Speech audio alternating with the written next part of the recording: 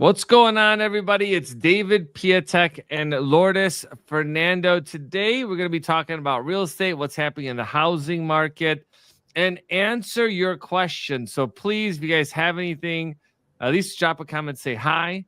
Let us know where you guys are coming from. And as we're having a discussion, drop your questions in. But Lourdes, how you doing today?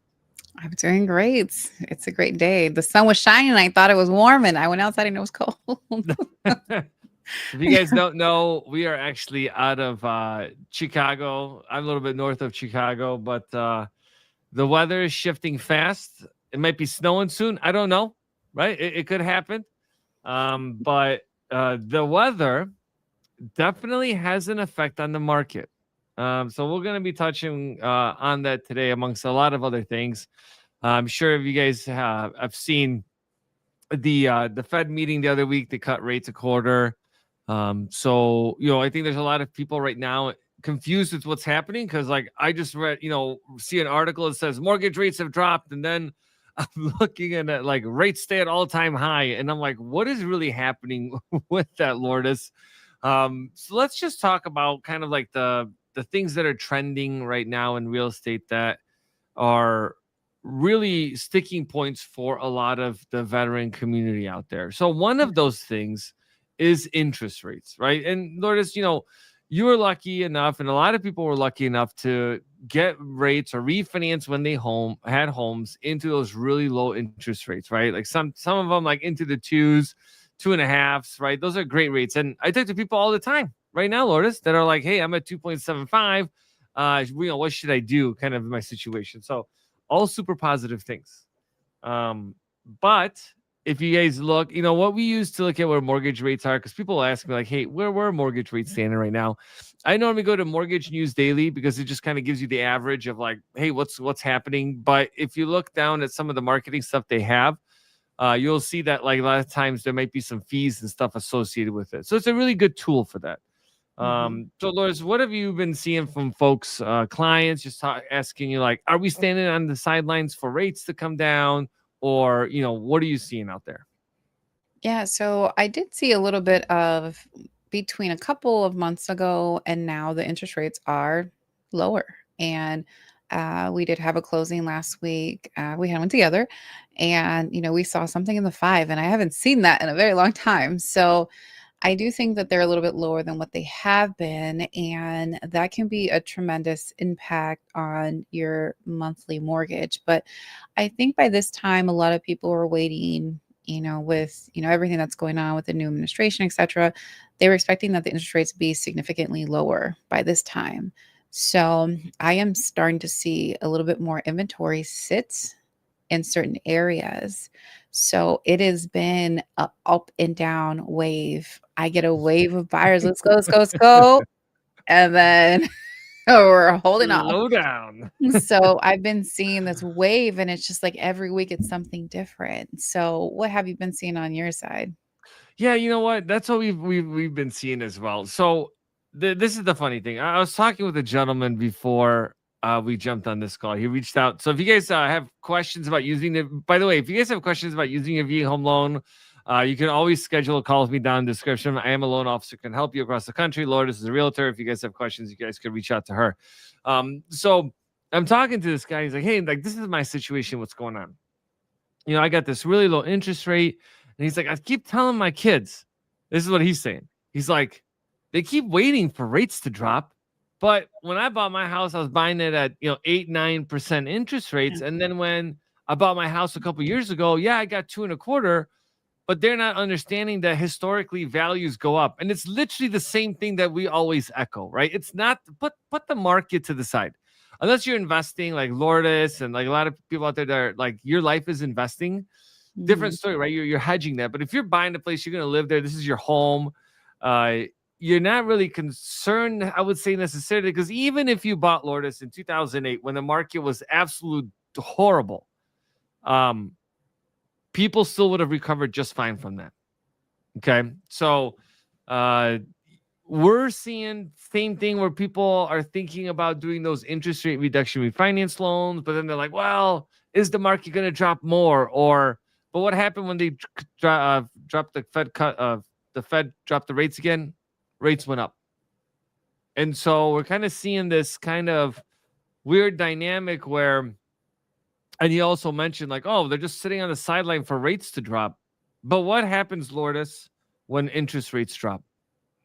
When interest rates drop, the prices go up. And we do have a question down there, which will probably is a great segue into this conversation, unfortunately.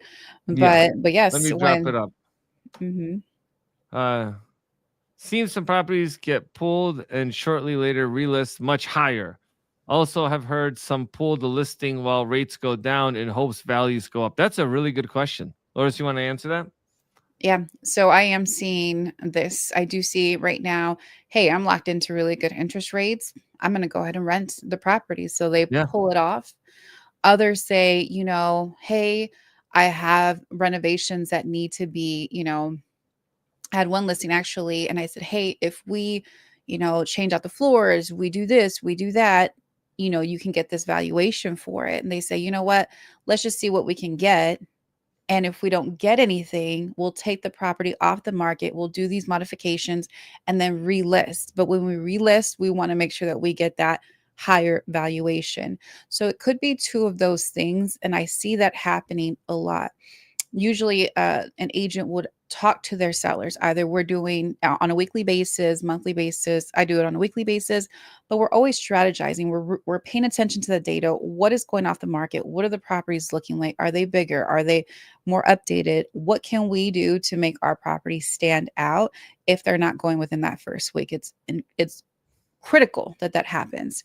So, like I said, I've had clients take off their properties off market, do what they need to do, put it right back on. But once again, they want that valuation. Yeah. And there's actually, interesting follow up to that. And recently I read that we've had the most contract cancellations last month. Okay. Where people went on their contract, canceled, and then to what that gentleman, I'm not sure if it's a gentleman or not, but that person's comment saying that, well, do they just take it off the market completely, which a lot of people have, and they're just not relisting it because they're just waiting to get them more money for their property. But I guess the question in that is that, everyone's situation is different.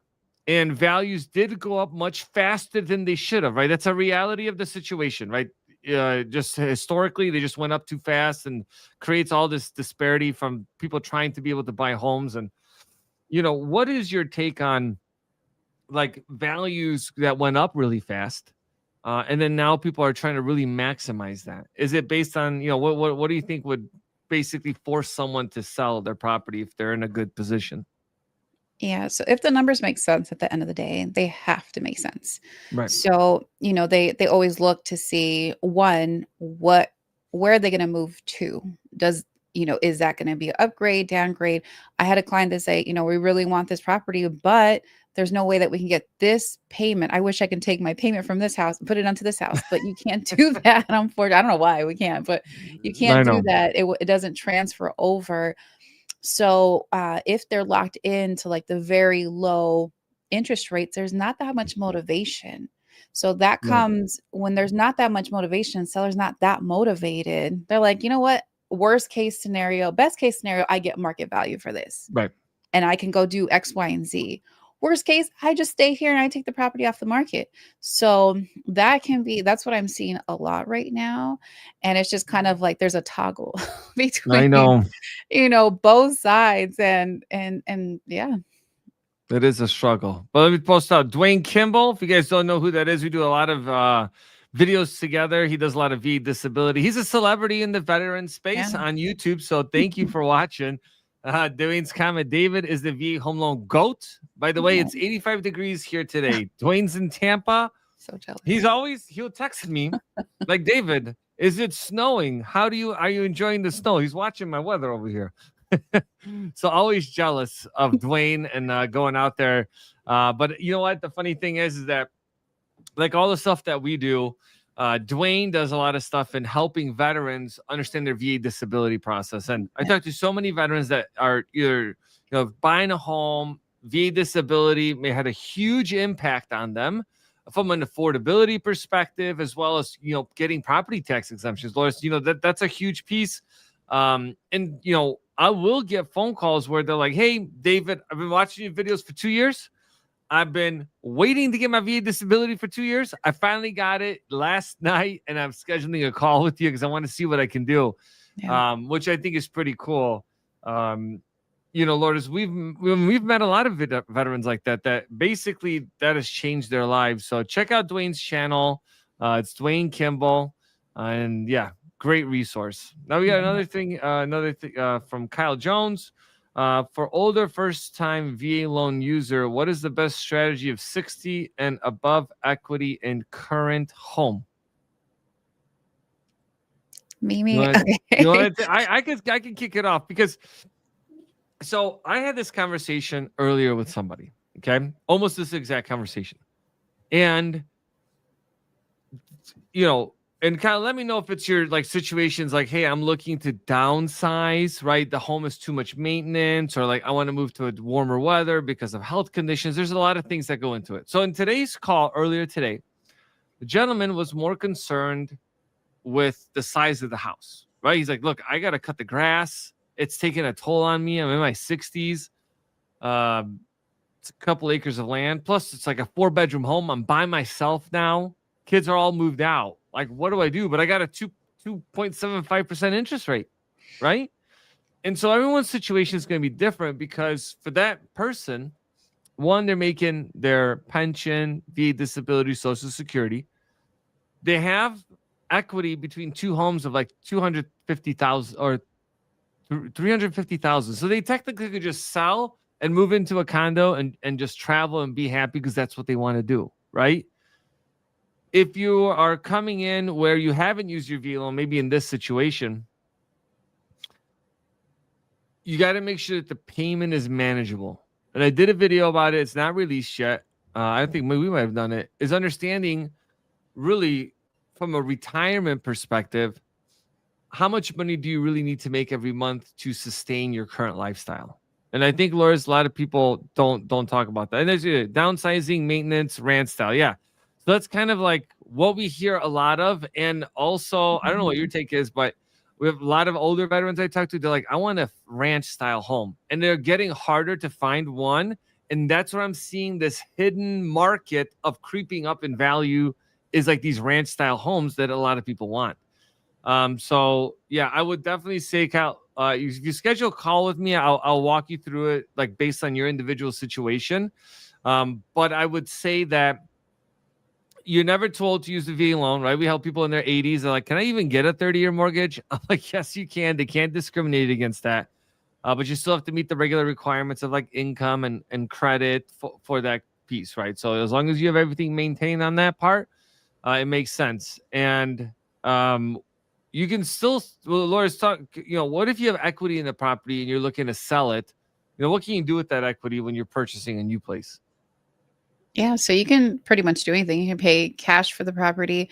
There are a few strategies. I'm not a CPA or a tax strategist, but there is some taxes that you may have to pay. So you can look at things like if it's an investment. Well, it seems like it's Primary. a primary, because I was going to say you can do a 1031 exchange, but that's only for investments. So there's things that you can do. You can even pull out, a home equity line of credit, maybe do some like repairs so you get top dollar.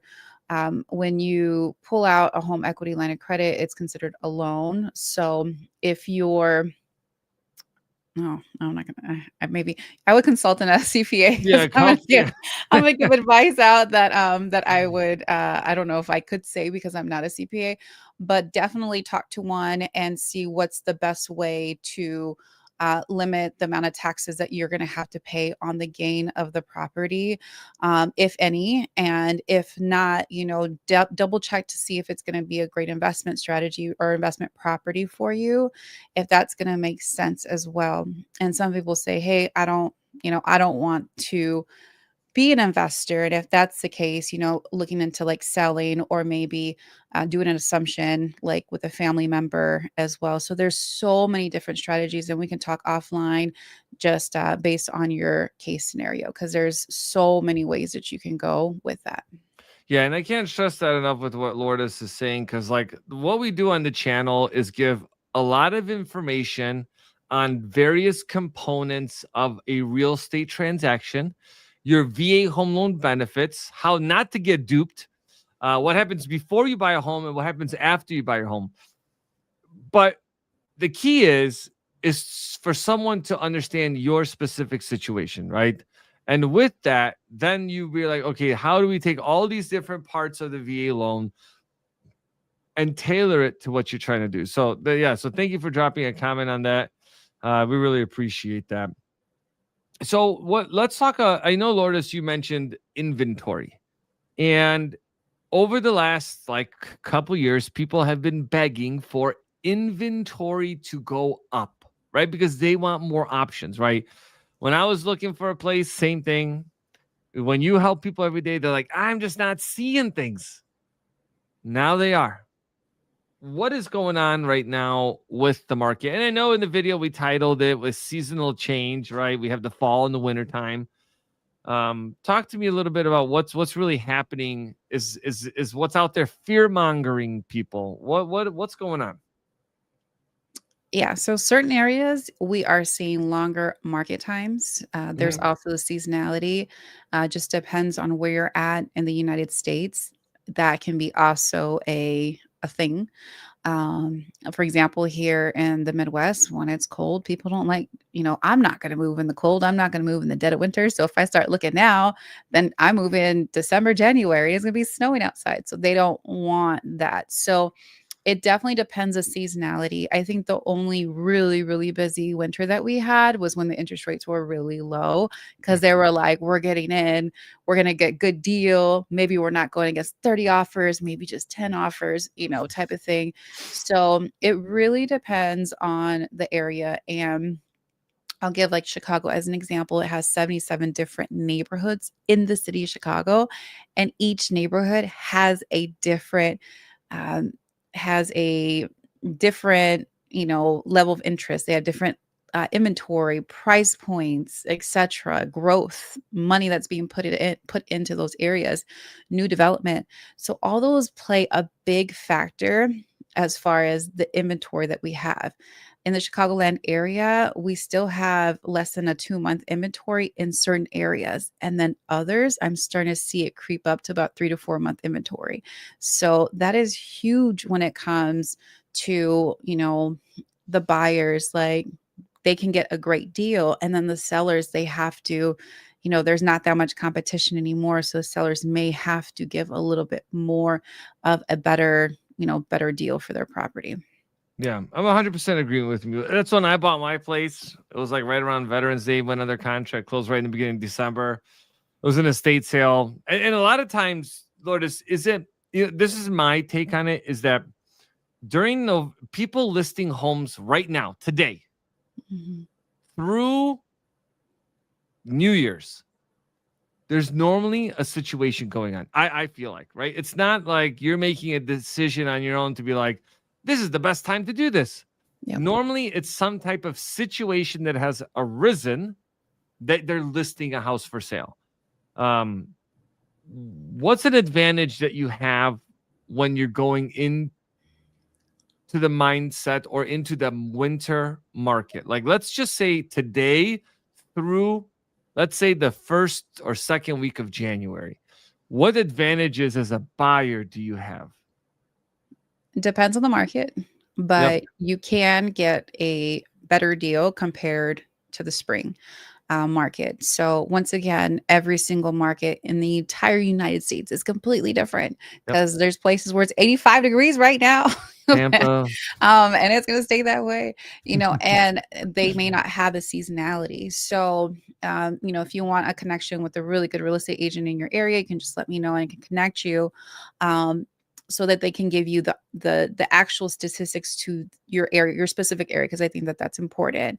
But overall, just really pay attention to the data when your agents are giving you the market analysis for a specific property, pay attention to the days on market because that's really, really important. Sometimes you walk in and you're like, how come this is, how come this is great? It looks amazing. And it's been on the market for such a long time. What's wrong with this property?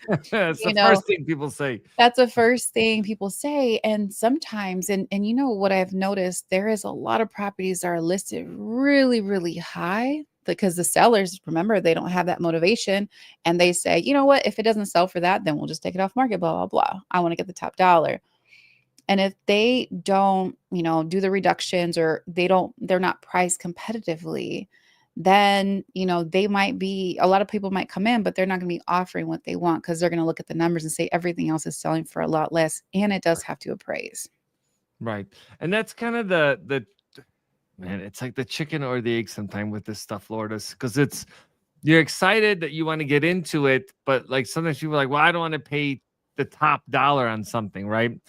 Now, but what you have to really analyze is that where does that difference come in, right? Is it going to be $10,000? Like, oh, it's going to drop maybe $10,000, or are we saying it's $100,000 swing? Now, in some areas, when I'm looking at real estate all the time, because I'm helping folks across the country, and I will see $100,000 price drops. That's kind of crazy, right? If you see 5,000, 10,000, okay, you can always recover from that. Market's always shifting. That's not a big deal. And to your point too, is that every market is so different. When I do the ICE Mortgage Monitor report every month, it accounts for like 99.99% of housing data. Okay. Yeah. Wow. You'll see across the board, across the country, just like the high level, like which markets are going soft, right, which are losing value, and which markets are gaining, which Chicago is one of them that is. And it always seems like the north, middle, north, like Midwest seems to do pretty well. Down in like Florida, down on the West Coast, values also crazy expensive. Values went up so fast that even this market adjustment, I don't think is a big deal. I like Jeff's question. What if you want to sell so we can get down to Arizona before the middle of winter? LOL. I like how you said we, and I'm hoping you're including Lourdes and I with you so you Take can buy me a big with enough. you. That's what I'm saying. Buy a big enough house so we can stay with you. That'd be great. I appreciate that, Jeff. Yeah, and that's an interesting question. You might be joking, but that is because if you're, let's say, living in Chicago and where it's freezing cold, and you're like, man, like it's time for us to move. One, you should have done it earlier in the year because in the other markets it would have been better because it's so hot, people don't want to buy, right? And now it's kind of like, oh wait, the market's better in those areas, right? So it kind of flip flops Mhm. as the seasons change. But what is your advice on this question, Lourdes? So it really depends on what is happening around your area. So if we do an analysis and we say, hey, it's 30 days on market, 60 days on market, now we're entering the winter months and there can be a higher time on market. So I typically double it for the winter months. So anything that's usually Yeah. starting the second week of November, which we're quickly approaching, that's like right around the corner. I always say double that time on market. And you have to understand that people in this market, depends on where you're at, may want a deal. So uh, definitely we can see if it's possible, or you can take a lot less for what you want to sell the property to get a lot of people in there so it can get snatched up right away. So those are the two type of things. And once again, this will be per person. And if you want to give me a call and we can kind of go over what that looks like. But that is something that we just want to set the expectation. I don't want to just say, oh yeah, no problem, we can get we can get it sold.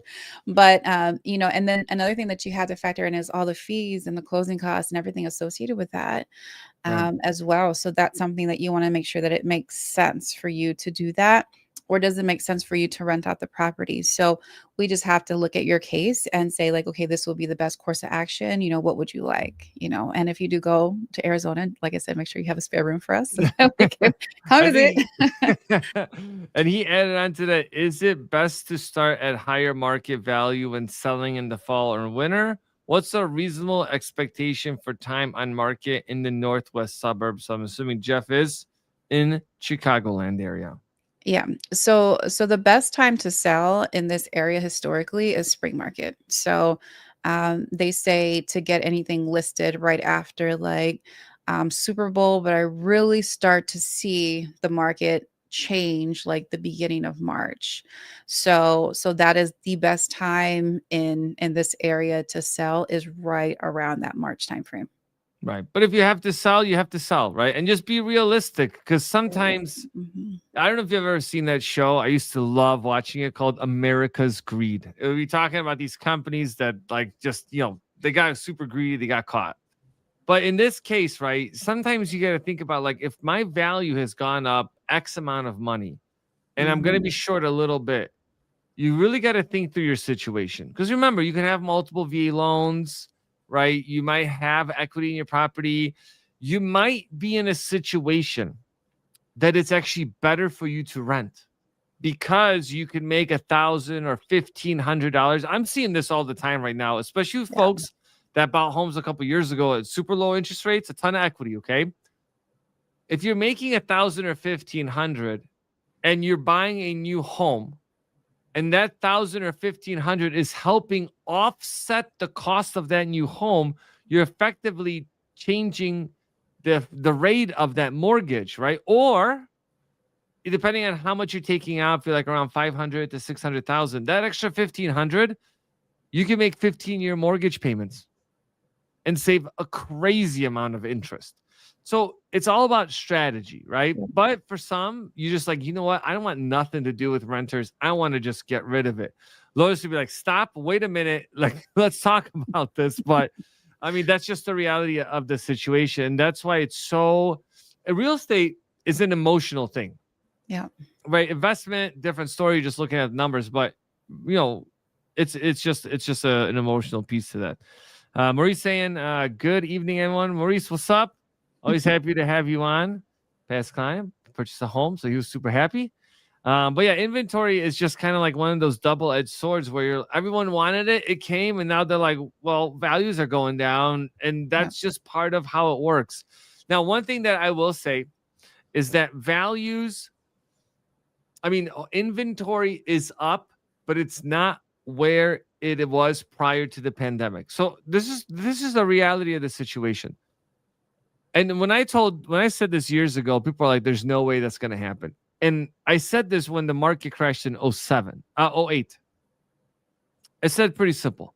In about 7 years, everything will buff out. And why is that? Right? Because credit gets cleaned up for any lates that people have. And most people move in 5 to 7 years. That's why mortgages are based on 10-year treasury notes, not 30-year mortgages, because Mhm. the life cycle of people buying and selling is within that 5 to 7 year period. We are hitting that stride right now. So historically, this is no new news. Media wise and how you get marketed to, it's wild to me. Today, this morning, I saw that rates are as low as they can be. I'm literally looking at an article that came out this afternoon. Mortgage rates hold steady near record highs. When Of rates course. drop, and this is the what blows my mind. There'll be like and it says 0.01 higher than yesterday, right? That's what they're saying today. So when the markets drop 0.01%, which is nothing in the mortgage world, okay? I get calls from people like, David, mortgage rates drop. What's going on? It's crazy because you got to look at like the actual, like the numbers of it. And what people are doing essentially is that it's like people get so information so fast today, Lourdes, like it's kind of too fast. I'm Yeah. going to be honest. Information comes out way too fast right now. And so in real time, you're thinking zero point zero 0.01 market, and then all of a sudden lenders are pushing out marketing. It's just like a vicious circle. And then they're like, oh yeah, rates have dropped. And what they're doing is they're just charging you more in discount points. I see this all the time. Yeah. There's no free lunch, people. Okay.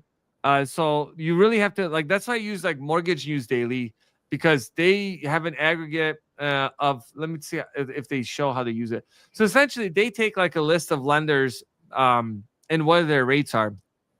And normally this is on prime rate, prime credit, right? Because if you don't have prime credit, you have different credits. You have different interest rates for VA loans, and all loan programs on top of that.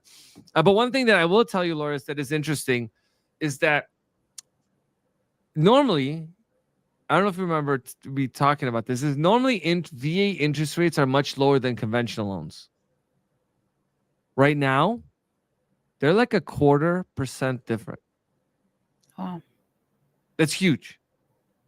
And why I bring that up is that I'm always a huge fan of the VA home loan. Huge fan, right? You want to use it. But it becomes kind of tricky when you're in like, hey, we're a quarter off on rate. What is it that you do?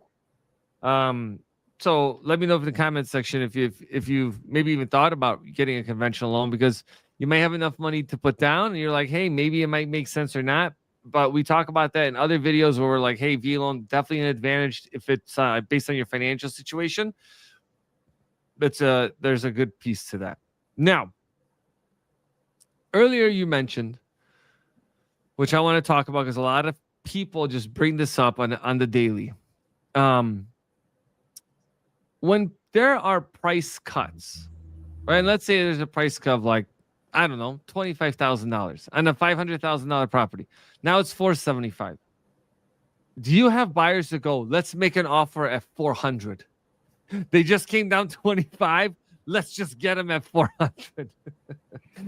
I laugh because it's All the time. I mean, listen, I want to make this something clear before you answer that question, Lourdes. You out there sitting watching us right now, you could do whatever you want. You can make an offer for 100,000. It doesn't make a difference. It's whatever you want to do. But there's a reality of the market and the price you want to pay, right? Market, appraisal, that's kind of like how lenders look at things.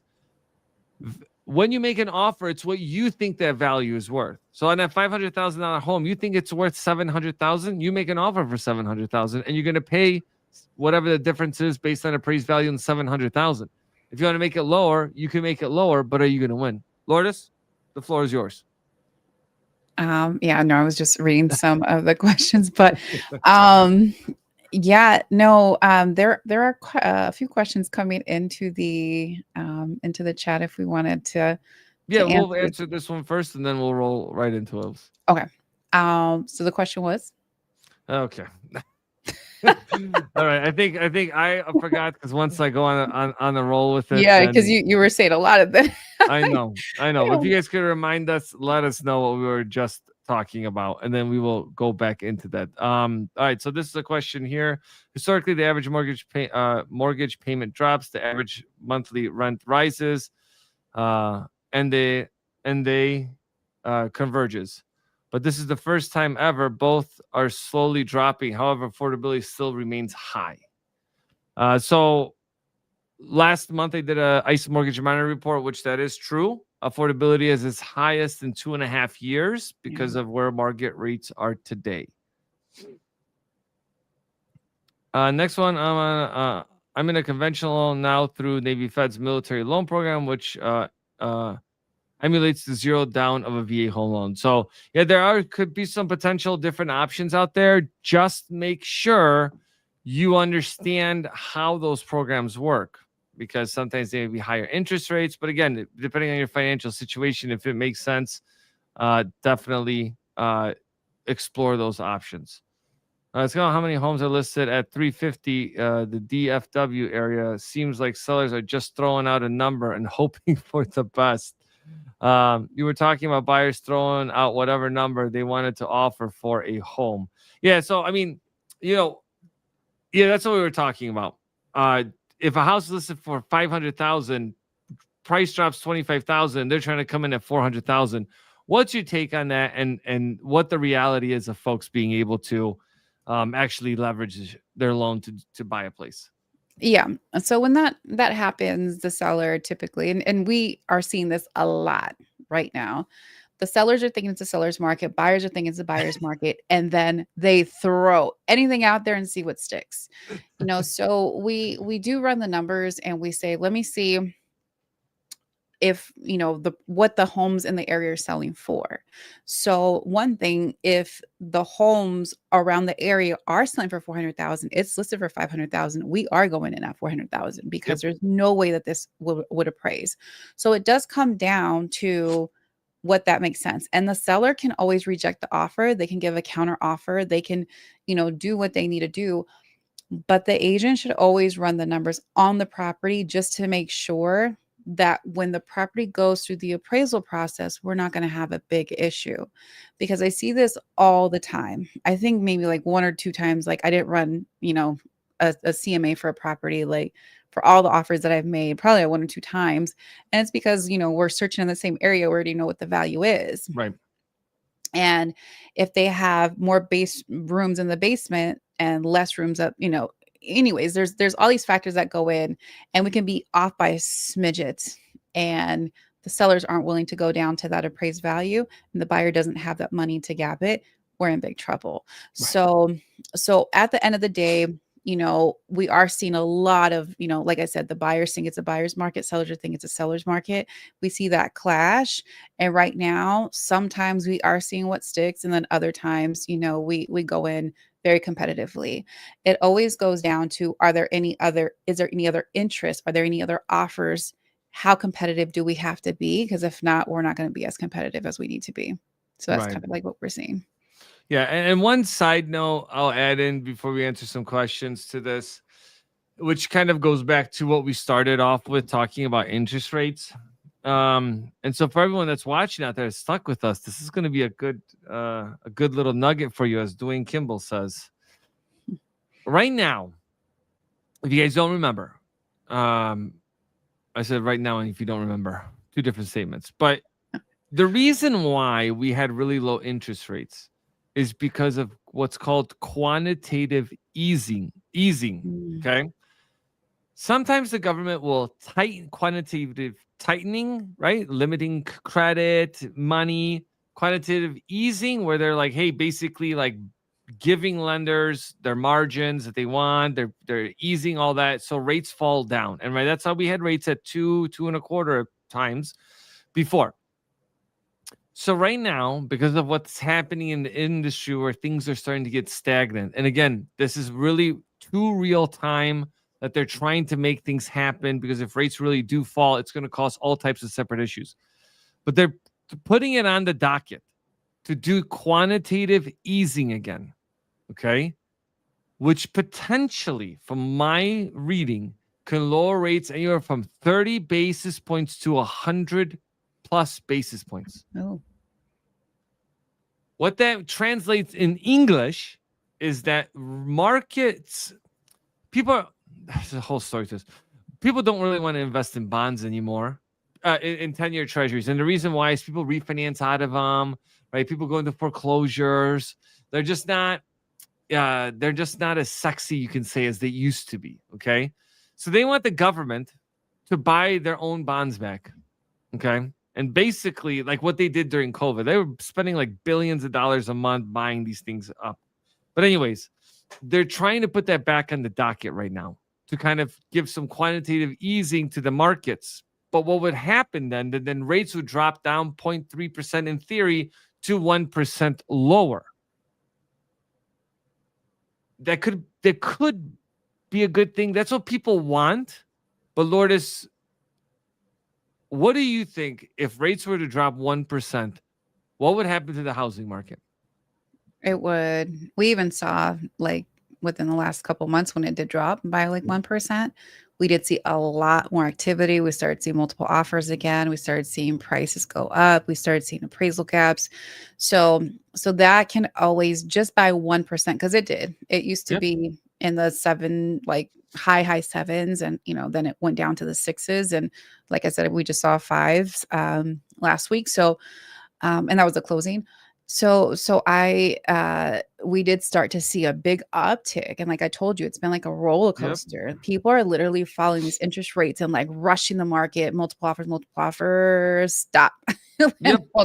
So that's what's been happening. So, I guess if this is your time to purchase, it is in a wave. Like you gotta it's up and down because of these interest rates. But what I have noticed is the prices, when they go down, the prices of the homes start to go up, more competition goes up.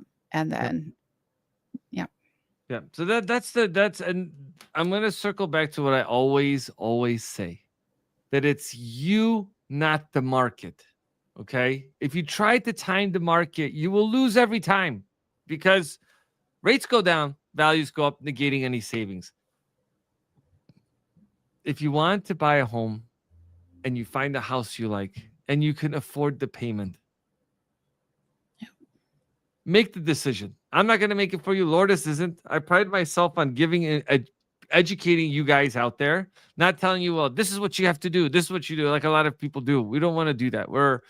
You got to kind of think where you're at. Is it the right time? Is it the right place? Is it the right you? Right? Are you in a good financial spot?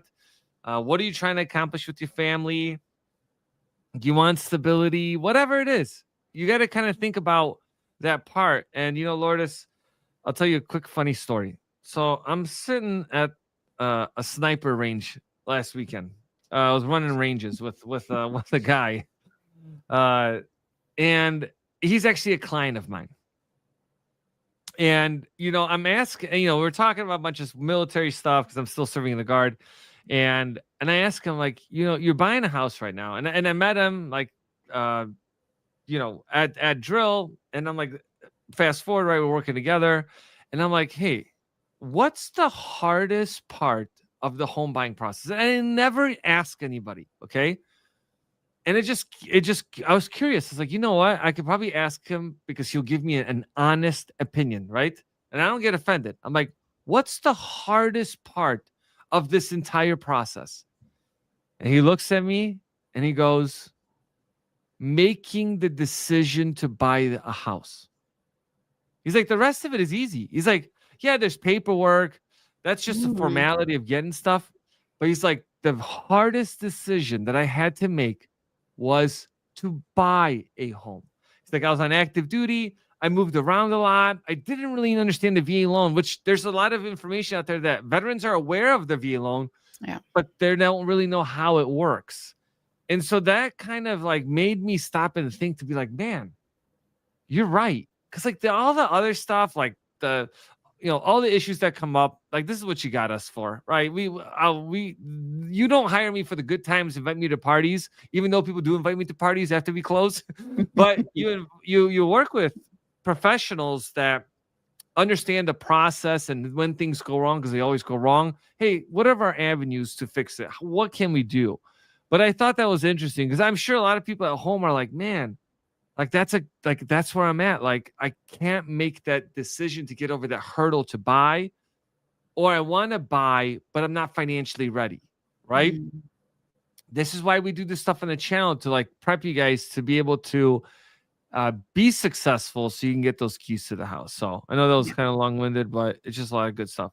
So good question here. Is it at all possible? I like that. To use your VA home loan for something that needs a lot of cosmetic work. Say it would pass inspection, but the homeowner has not updated the kitchen or bathroom since 1975. Well, I have a home that was built in 1955, and I have a pink bathroom and a yellow bathroom. Okay, so I think this is two different things here. So, can you buy a home as is, Lourdes, Yes, and use your VA loan? absolutely.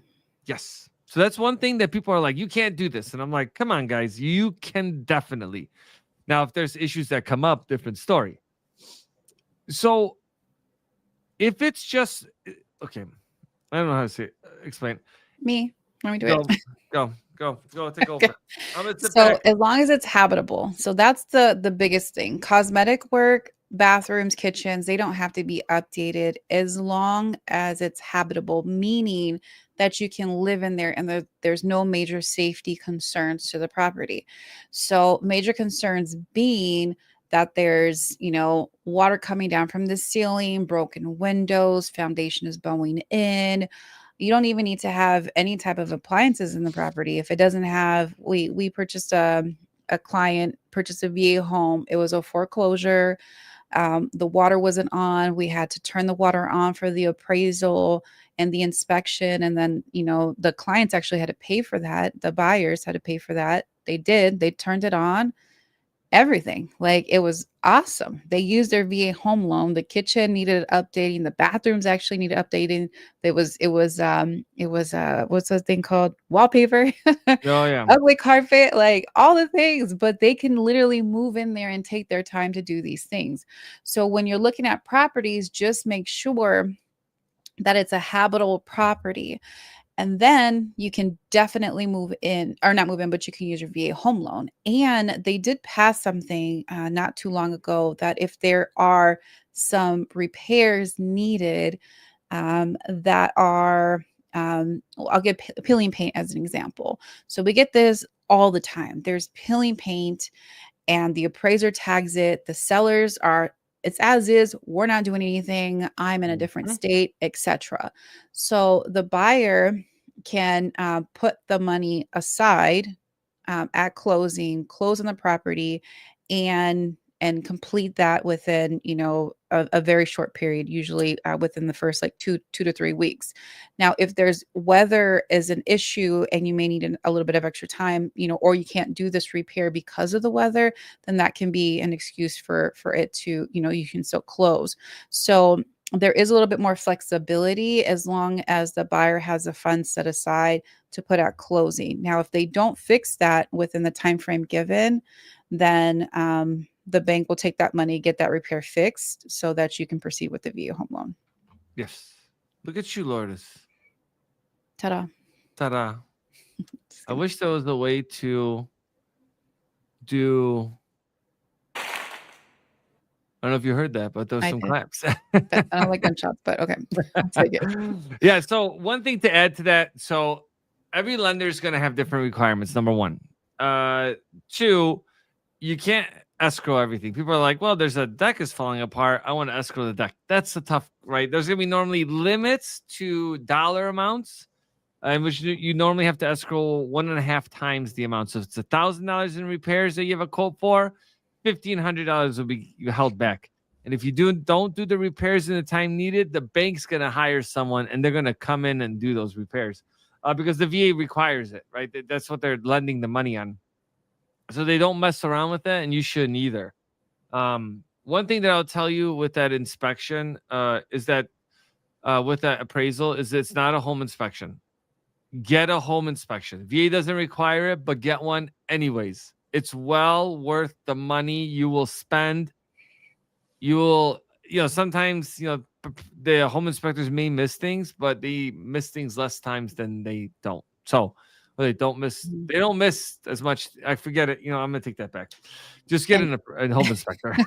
and even if the like water and utilities are turned off and you have to pay to get them turned on, definitely pay to get them turned on. I cannot tell you how important that is. We had a situation where the water it was winterized, and we said, hey, we just need it on for the appraisal and for the home inspection, and then we could turn it right back off. Not a problem. The pipes were broken in 3 different places, busted. So they fixed it. I didn't know they were going to fix it. It was a foreclosure home. I'm like, oh my God, I can't believe they fixed it. But they did. They fixed that. And they even fixed the furnace and the water heater because those were not functioning either. But we Oh would have wow. never known because the water wasn't turned on and it was broken in all these places. Yeah. Oh, one thing I want to add to that recently happened. Um, Dwayne, thanks for watching. He has got to run, but thank you for the comment. Um, if you are on well and septic, those have to pass. And recently, I had Mhm. someone buying a home that the water test didn't pass, and this is the first time where they had like 7 water tests and all the treatment you can imagine. The water was just contaminated. Oh my gosh.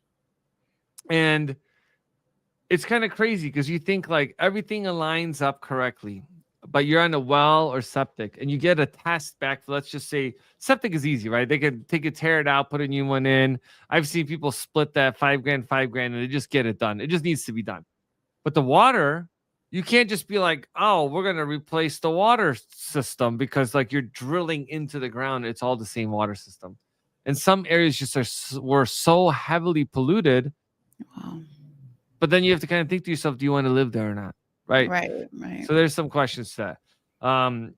To add to this question is that yes, you can get a VA renovation loan. Now, I don't do those. Those require a special team of people, just like VA construction loans. That requires a special team. And Lourdes, you did a renovation loan recently. It's a horrible pain in the rear. And it just requires a specialized team to just do those. Okay, it's like that's all you do is just those because that's what the team is designed for. If you want to buy a home and then you want to do a renovation, and why I mentioned that is one, VA renovation loans typically are going to have a higher interest rate of about 1 to 2% higher than market rates. Mhm. If you need a lot of work, then a construction or renovation loan will make sense. But if you need like 50 grand, a lot of times it's easier just to get a personal loan or use cash on hand, or you can even take a loan against your 401k or anything. I'm not a financial advisor, but I know a good amount about finance.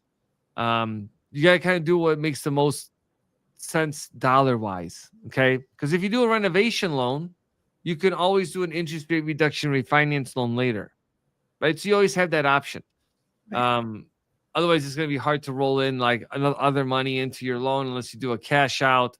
But also, Lourdes, can you talk about what people do with their home that adds no value? And they're like, look, I just spent $80,000. My home is worth $80,000 more. And then you're like, you Oh, lost value. no. What happens during that? Because that is a reality of the situation. That is a huge reality situation. So I always tell my buyers, like, hey, if you're thinking about doing any type of renovations, modifications, let me know. And I can run some CMAs because you really have to do kind of like what your neighbors are doing. I had someone was like, "Yeah, I want to put miniature golf like outside." I'm like, "That's going to give you zero valuation." Hey, I want to put an above ground pool, zero valuation. So there's certain things that look really cool, sound really cool, but don't give you any type of return. Even, hey, I'm going to take out this bedroom and make this huge master bedroom. Well, that's going to lower how I many bedroom know. count that you have. So definitely talk to a professional about some of the repairs that you want to do. The highest repairs that you can do to a property that will bring you the most bang for your buck is kitchens, bathrooms, master bedrooms, adding bathrooms, finishing basements, adding a garage if it doesn't have it, and be very, very self aware of what's going on in your neighborhood. Because if people are putting very low grade kitchens into their homes, and you put this high end 70, $80,000 kitchen, you're not going to get that return on investment. So you have to be very careful about that. One of the listings that we saw, like, yeah, they put a lot of money into the property. They added a jacuzzi, no value. They added a fence, no value. They added this, no value. And I'm all like, well, all the things that they did adds absolutely no value whatsoever. So be very self-conscious of what is going on and reach out to whoever sold you your property and say, hey, can you just run me a quick little, you know, market analysis on, what's selling in the area. I want to see kind of like their kitchens. I want to see their bathrooms. So I know what to do and what not to do, because that's what's going to get you your best bang for your buck. Yeah. Yeah. It's sometimes people, and I think that you should go into your home buying strategy. Like if you're buying a house at the top of the market, 500,000, everything sells for 500,000. And then you're like, oh, we got to put 100,000 in. I'm just saying, maybe Don't do don't do it. Or if it's a neighborhood that's changing, then different story, right? This is why it's so like, if you're like, oh man, this is 500,000, I got to put 100,000 in. it. But 5 homes in this area have been bought by developers and they're renovating those houses right now. Then you got to think to yourself, like, wow, if those sell for 700 because they did the work, can I make up that kind of money by doing that? So that's why it's so So important to understand your market. We had a question here. I'm looking at buying land and building new for a homestead in Arizona. So he is very serious about this. You're saying that requires a special loan with VA loan construction. Yes. So the way there's a couple of things that at play here. One, you can always buy land, and I highly encourage you to buy land. Loans are not that bad for those. You go to a community bank or a farm and credit, and you can get a land loan. They're pretty easy to get. Mhm. And it's not like you got to buy $1 million land. Okay, you could buy like $50,000 plots, or even 10. I've seen it for $5,000, right? That are buildable, depending on where you're buying in the country. And the mountain's a bit more expensive. So, if you buy land and later you decide, because like it's a good way to actually have a savings account, but later you decide that, you know what, I paid off the land, I want to build on that home, then you would use a VA construction loan, which just does require a special team and a bank that specializes in those. Then you can leverage the equity or your land as equity. But what I'll tell you is that you should check to see what options exist for construction loans. VA loan, construction loan may not be the best option if you have 20 or 25% equity in your home, in the land. Okay. That's important to note that. And so the other way you can use that is if that you're like, I want to buy and build at the same time, is also a VA construction loan that will help you buy the land and do the build of the home. Okay, so it's important to understand that part. If you do that process, you have to build the house right away. There's no like I'm buying it, waiting 2 years, and then doing it that. Otherwise, that would be just a regular land loan, and then later you just do a convert or absorb that into a VA construction loan. Okay, so it's a very good question on that. But yeah, the VA construction loan, VA renovation loans, those are different teams. I could always, make that recommendation to you when that time comes. You could reach out and I'll refer you out to somebody. We just don't do them. The people that I do know that do them, again, their bank is designed for that. They have a whole division that just does those. So you really need to pump volume for those things to make it as cheap as possible for that. But we're kind of getting near our end here. Lourdes, is there anything that you would like to add for the folks out there?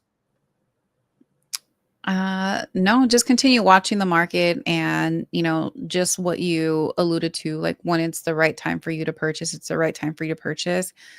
Definitely see, like, can I afford this payment now? Never go into a property saying like, hey, the interest rates are going to drop and I can always refinance later. Just make sure that those payments make sense for you right now and that you can sustain that.